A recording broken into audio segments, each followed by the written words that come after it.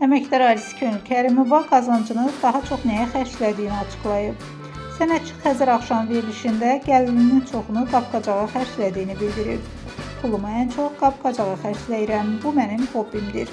Hazırda 5 qızın cehizi var məndə, servizləri, bagimaları alıram. Bir yerə qonaq gedəndə qablara baxıram, xoşuma gəlirsə ondan tapıb alıram. Bəzən hədiyyə də verirlər.